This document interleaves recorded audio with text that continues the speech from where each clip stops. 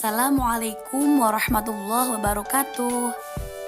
Halo teman-teman, kami dari kelompok 9 hari ini akan membahas tentang KD 3.2 atau 4.2 kelas 7 jenjang sekolah menengah pertama yang bertema interaksi sosial. Selamat menyaksikan.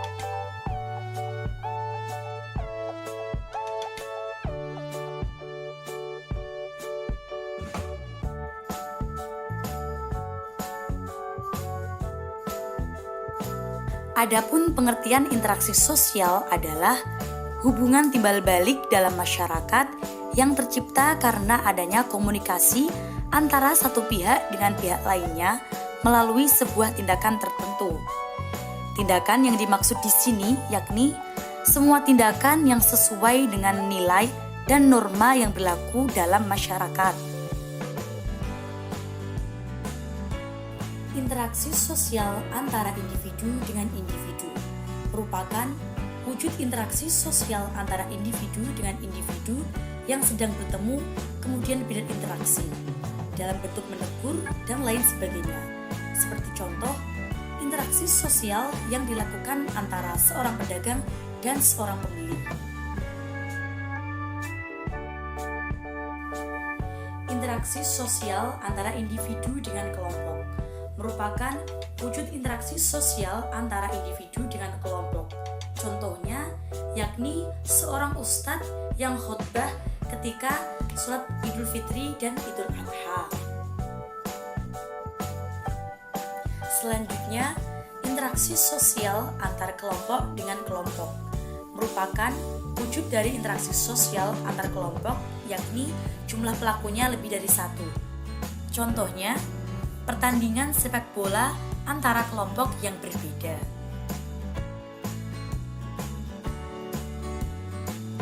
Syarat terjadinya interaksi sosial.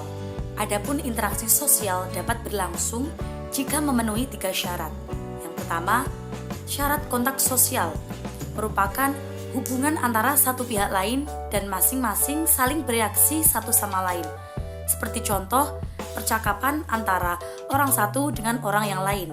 Yang kedua, komunikasi merupakan berhubungan atau bergaul dengan orang lain. Dan yang terakhir, yakni tindakan sosial merupakan tindakan yang bersifat subjektif dalam segala perilaku manusia. Selanjutnya adalah faktor-faktor yang mempengaruhi terjadinya interaksi sosial. Adapun faktor-faktor tersebut ada 6, yaitu yang pertama, faktor sugesti merupakan pemberian pengaruh atau pandangan seseorang kepada orang lain dengan cara tertentu. Yang kedua, imitasi merupakan tindakan atau usaha untuk meniru tindakan orang lain sebagai tokoh idealnya. Yang ketiga, identifikasi merupakan kecenderungan atau keinginan dalam diri seseorang untuk menjadi sama dengan orang lain. Selanjutnya, yang keempat yakni faktor simpati merupakan suatu proses seseorang yang merasa tertarik pada orang lain. Yang kelima, faktor empati merupakan kemampuan mengambil atau memainkan peranan secara efektif dan orang lain dalam kondisi sebenar-benarnya. Yang keenam, motivasi merupakan dorongan, rangsangan, atau pengaruh yang diberikan seseorang kepada individu lain. Selanjutnya, bentuk-bentuk interaksi sosial.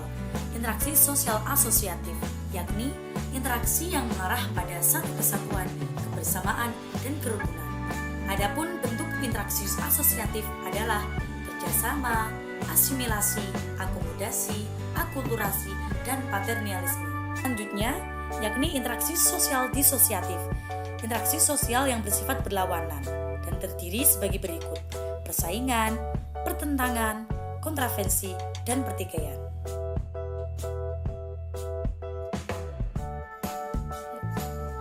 Pengaruh interaksi sosial terhadap pembentukan lembaga sosial. Yang pertama, yakni interaksi sosial terhadap kehidupan sosial.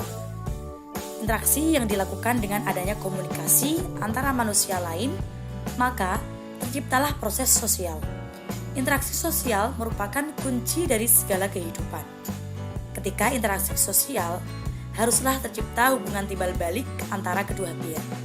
Dan yang kedua, yakni interaksi sosial sebagai pembentuk lembaga sosial, yakni lembaga keluarga, pendidikan, ekonomi, agama, hukum, dan kesehatan. Yang ketiga, yakni interaksi sosial terhadap kehidupan ekonomi. Manusia dalam berinteraksi dengan lingkungan ekonominya berusaha memanfaatkan sumber daya ekonomi yang tersedia. Adapun sumber daya ekonomi antara lain sumber daya alam, tenaga kerja, modal, dan kewirausahaan. Yang keempat yakni pengaruh interaksi sosial terhadap budaya. Masyarakat yang baik adalah masyarakat berbudaya, karena lewat kebudayaan dapat dilihat dari ciri khas suatu bangsa.